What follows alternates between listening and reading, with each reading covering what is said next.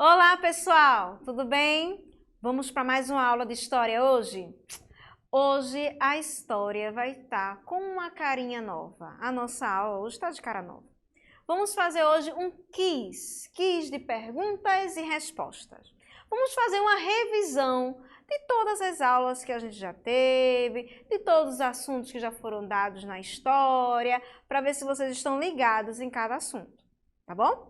Então aqui, nossa apresentação, ó, revisão dos assuntos. O objetivo da nossa aprendizagem é revisar, né, todos os assuntos que já foram dados aqui com vocês pela professora Tereza. E a habilidade é, chegou a hora de testarmos todas as habilidades exploradas até aqui. Bom? Simbora, quinto ano, vamos lá. Para que esse quiz, professora? Olhe, aluno de quinto ano, a partir de agora, certo? Tudo vai ser concurso, prova, concurso, prova, prova, concurso. Então, você tem que estar acostumado com isso, certo? Tem que se ligar nas perguntas. História e geografia também tem umas casquinhas de banana. Se você não se ligar, pode escorregar em uma delas. Então, tem que saber ler nas entrelinhas. Tem que parar, pensar, interpretar, refletir e lembrar do que o professor falou para poder responder certo. Beleza? Então, vamos lá. Prosseguindo. Os primeiros núcleos populacionais. Vamos lá fazer uma revisão geral de tudo que a gente já viu, né? Falamos sobre os cientistas que pesquisam a história, né? São eles que contam a história, são eles que vão lá buscar os fatos e materiais para poder formar a história, para poder montar o que aconteceu no passado, para entendermos o presente e assim se preparar para o futuro. Vimos que o hábito de migrar é uma característica presente ainda nos primeiros grupos humanos. Então, a gente viu ó, que migrar não é uma coisa nova, recente, do século XXI. Não, é muito antigo. As pessoas migravam de um lugar para outro dependendo da sua necessidade, tá? E também trabalhamos sobre um acontecimento que revolucionou toda a forma da nossa espécie animal de nos relacionarmos com o restante da natureza. Vamos lá rever tudo isso aqui que eu falei, vamos rever em forma de perguntas, tá bom? Ok? Vamos lá. Primeira pergunta. Qual o nome da área de pesquisa que estuda a história? Eita, que essa aqui todo mundo vai errar, pelo amor de Deus, né, minha gente? Lê direitinho aí as questões, as alternativas. É biólogos e arqueólogos, historiadores apenas, ou letra C, arqueólogos, paleontólogos e historiadores? E aí, o que você acha? Quem é que estuda? Quem é que estuda a história? Quem é que pesquisa? Quem vai atrás, escavacar a história para poder descobrir o que aconteceu, a idade de tal coisa? É quem que faz isso? Isso, se você respondeu letra C, respondeu corretamente. Arqueólogos, paleontólogos e historiadores. Então, se você pretende, no futuro, ser um historiador, então você tem que prestar muita atenção na história, prestar muita atenção em todos os fatos que aconteceram para poder montar a história do nosso passado. Tá bem? Vamos lá. A história da humanidade está dividida em quais períodos? Eita, que a professora nas aulas passadas martelou nisso. Então, preste atenção nas alternativas, tá? 5 períodos. A anterior à escrita, chamada de pré-história. Depois vem antiguidade. Em seguida, Idade Média, moderna e, por fim, o nosso da contemporaneidade. Letra B. 4 períodos. O da pré-história, Neolítico, Idade dos Metais e Contemporaneidade. Letra C, 3 fases, Paleolítico, Neolítico e Mesolítico. E aí, pessoal, qual a resposta? Olha, essas palavras não é bicho de 7 cabeças para ninguém. Por quê? Porque tudo segue uma linha e isso foi muito bem trabalhado pela professora Tereza aqui com vocês. Ela falou lá do primeiro período, o que aconteceu, como foi dividido, o que marcou cada período. Ela fez uma linha de raciocínio, uma linha cronológica, para poder você se ligar nos acontecimentos. Então, olha a pergunta, analisa direitinho. E aí? Isso são 5 períodos. Olha aí, ó. Vamos ver? Pré-história, Idade Antiga, Idade Média, Idade Moderna e Idade Contemporânea. Olha aí, tá vendo aí?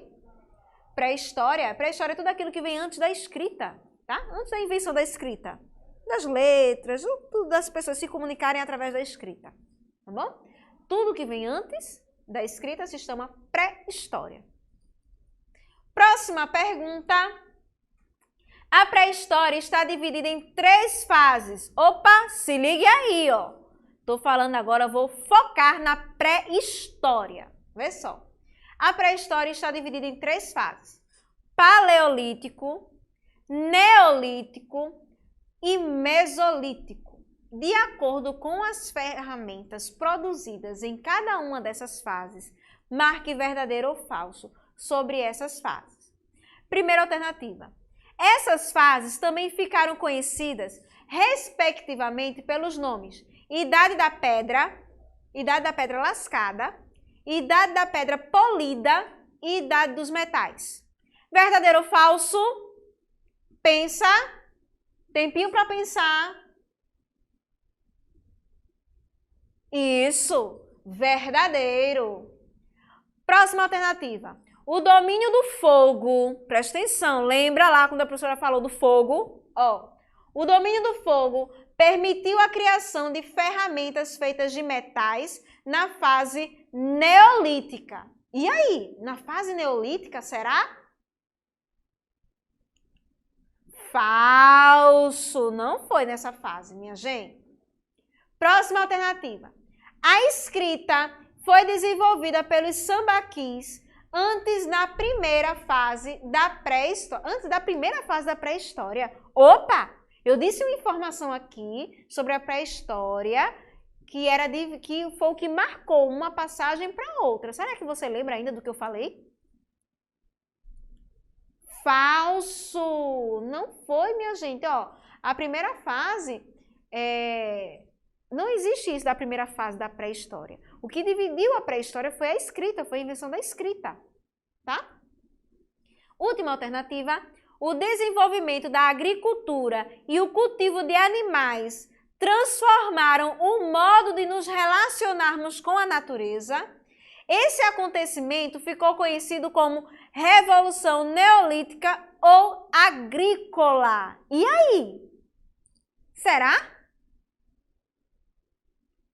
Verdadeiro, muito bem. Essa fase da chegada da agricultura, esse domínio, né, da agricultura e do cultivo, né, e os animais, da agricultura, do domínio dos animais também, o relacionamento que aqueles povos começaram a ter com a natureza, foi marcada uma fase. Essa fase foi marcada como Revolução Neolítica ou a chamada Revolução Agrícola. Tá bem? Vamos lá. Olha aí, ó. Direitinho, divididinho para você, ó, não se perder no meio do espaço nem do tempo. Vamos lá. Pré-história, paleolítico, certo? O neolítico, idade dos metais. Aí, depois da idade dos metais é que vem a escrita. Aí é que começa a idade antiga, certo? Seguindo. Marque a única afirmativa falsa sobre as transformações provocadas pela Revolução Neolítica.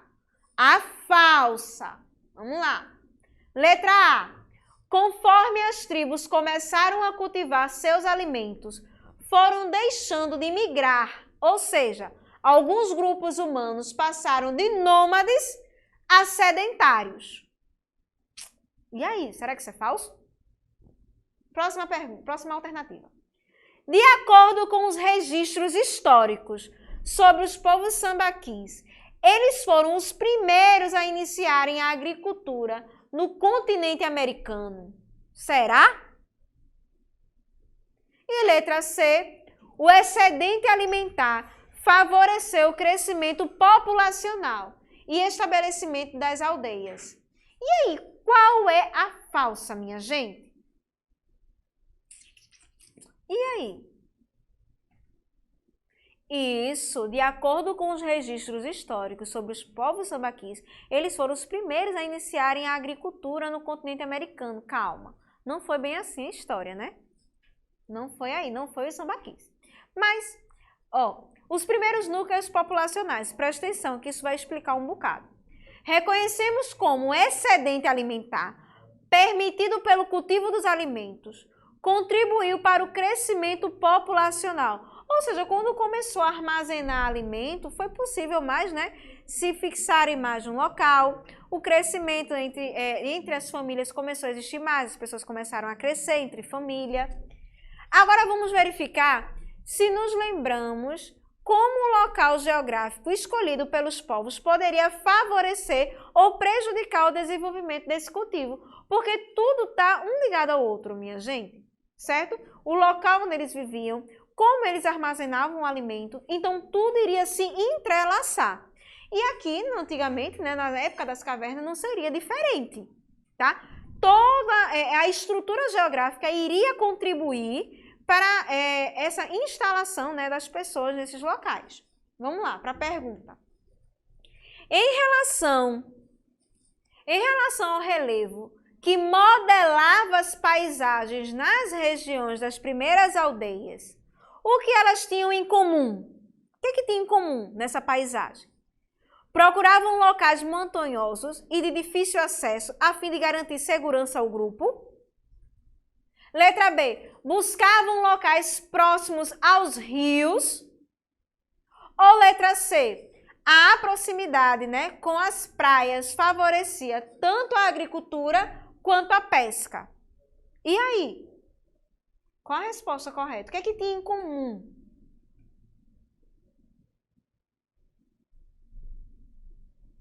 Exatamente, olha aí, ó. Buscavam locais próximos aos rios, tá certo?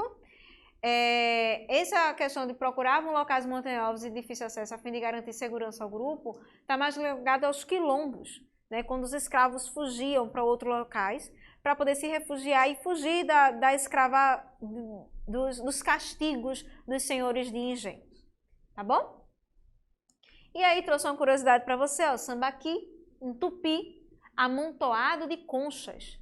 Os três principais origens do sambaqui são alimentação, peixes, moluscos e etc., né? São restos, a arquitetura e escultura, menor uso e rituais funerários ou outros, ou seja, quando morriam, pessoas se jogavam, né, nos rios, se jogavam nos mares, e aqueles restos mortais, né, que ficavam no fundo daquele mar, daquele rio, se tornavam um sedimento que se chama sambaqui. Olha aí, ó, povos não indígenas habitaram a região antes dos povos indígenas, que é restos de pessoas mortas, né? A maioria localizava-se no litoral, onde há muitos moluscos. Quando necessário, movimentavam-se geralmente seguindo o mar. Em todo o litoral havia sambaquis, muitos foram destruídos, tá certo? Agora nós vamos assistir um videozinho para vocês começarem a entender qual é a questão, assim, entenderem o que vem na próxima questão, na verdade, tá bom? Para ficar mais claro, para clarear e para lembrar vocês o que foi abordado nessa aula dessa pergunta que eu vou fazer. Então se liga no vídeo, presta atenção, não perde um minuto, tá bom? Vamos lá! Durante a Era do Gelo, os seres humanos passaram a ocupar regiões mais quentes, como a África e o Oriente Médio, principalmente em locais onde havia grandes rios para garantir as lavouras com canais de irrigação, aproveitando das cheias do rio Nilo, no norte da África, e os recursos hídricos dos rios Tigre e Eufrates, na Mesopotâmia. Os povos dominaram essas áreas que chamamos de crescente fértil.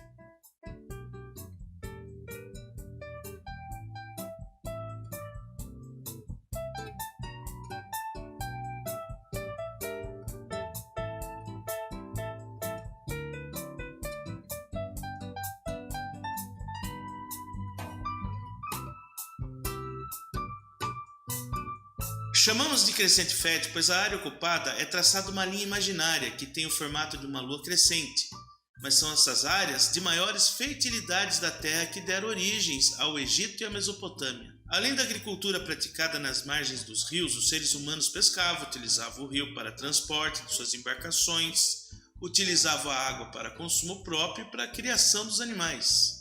Por causa do sistema de irrigação, as práticas agropecuárias desenvolveram em grandes proporções, surgindo as cidades. As primeiras cidades do Oriente Médio foram marcadas pela criação de diques e muros de contenção para que as enchentes não inundassem essas cidades. Os egípcios aproveitaram as enchentes do Nilo, que deixava a terra muito fértil. Assim, ao longo do rio Nilo, foram formando pequenos grupos de aldeamentos que chamamos de nomos. Na região da Mesopotâmia, os povos sumérios e acádios desenvolveram um sistema de drenagem de pântano para ter mais terras férteis. Foram eles que construíram as primeiras cidades como Eridu, Ur e Uruk. E aí, curtiram essa videoaula? Pois então, inscreva-se no meu canal, dê o like, compartilhe os vídeos com seus colegas, com seus amigos. Assim eu vou conseguir mais inscritos. E aí, se ligaram no vídeo? Prestaram atenção? Prestaram atenção em Crescente Fértil, nome dos primeiros povos que aí, começaram a habitar as margens de um certo rio. Viram direitinho? Prestou atenção? Viram que foram, a partir daí, começou a surgir as primeiras cidades? Se liga aí. Vamos para a pergunta. A união de diferentes aldeias e grupos formaram as primeiras cidades. Qual região ficou conhecida como Crescente Fértil? Olha o vídeo para lembrar. Letra A, região da civilização egípcia, uma cidade fluvial banhada pelo rio Nilo. Letra B, Império Chinês, ficou conhecido assim por causa do crescimento populacional. Letra C, a região da Mesopotâmia, que era cercada pelos rios Tigres e Eufrates, e por isso suas cidades possuíam solos férteis. E aí? Tempo para você pensar, mas que a resposta está na cara, minha gente. E aí? Pensando? Isso, se você respondeu letra C, está certíssimo. O que o vídeo falou é a resposta. Foi a região da Mesopotâmia, né? As margens do rio Tigres e Eufrates. Ficou conhecido como Crescente Fértil, porque possuíam solos muito férteis. Certo? Próxima pergunta. Sabemos que as primeiras cidades eram fluviais. Por que fluviais? Fluvial, rio, água, rio, perto de rio. Certo? Fluviais. Ou seja, cresciam próximo ao rio. Quais os nomes das primeiras grandes cidades da história? Aí tem aí letra A, Sambaqui, Maia, Asteca e Mesopotâmia. Egípcia, Maia, Asteca e Chinesa. Letra C, Egito, Mesopotâmia, Pérsia, Hebreus e Fenícios. E aí, o que é que você acha? Contou lá no vídeo, viu? Só a dica. Por isso que eu digo, preste atenção. Isso, se você respondeu Egito, Mesopotâmia, Pérsia, Hebreus e Fenícios, está correto. Foi o que falou até, inclusive, lá no vídeo que eu passei, tá? E foi, fixado pela professora na aula que ela falou sobre as cidades, o surgimento das cidades, tá? 8.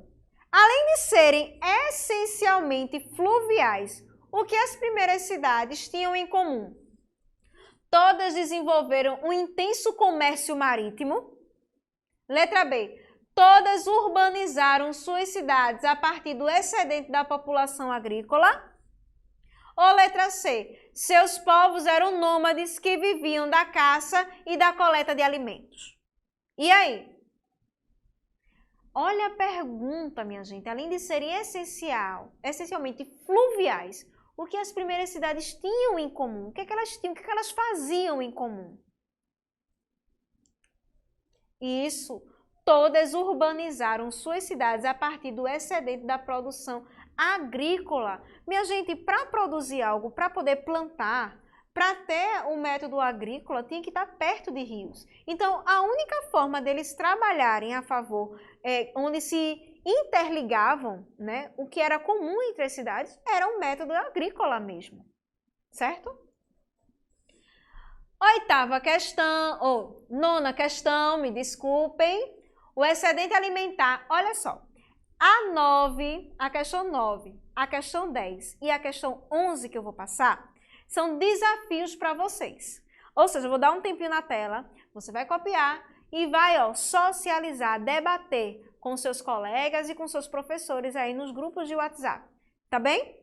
Não pode deixar de responder, nem pode deixar de interagir. Vamos botar o grupo aí para movimentar, para poder fazer esse debate. É interessante quando a gente debate história e geografia, porque a gente está trabalhando a nossa sociedade, o surgimento da nossa sociedade, tá certo? Então, vamos lá para a pergunta. Nono, o excedente alimentar permitiu o desenvolvimento de outras funções, entre elas a religiosa. Qual a influência da religiosidade para a estrutura das cidades? E aí, letra A. As funções e profissões eram vistas como concedidas pelo sobrenatural, narrando o funcionamento da estrutura social. Letra B. As primeiras civilizações eram comumente politeístas, por isso as religiões tinham pouca influência. Será? Ou letra C. Eles eram predominantemente ateus. E aí, minha gente? Faz uma relação aí daquela... Lembra da pirâmide? A pirâmide, ela é fininha em cima, não é? E a base dela ela é mais larga. Não é? Então, faz aí, em relação a profissões, quem tem mais, entendeu? E aí, quem tem mais ficava no topo da pirâmide e se sobrecarregava quem ficava na base. E aí, havia um tipo de desigualdade aí. Vamos pensar nisso, tá? Próxima questão, vai anotando. A invenção da escrita tornou-se um marco histórico por qual motivo? Letra A.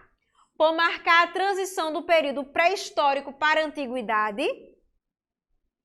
Letra B. Por datar o período do nascimento de Jesus.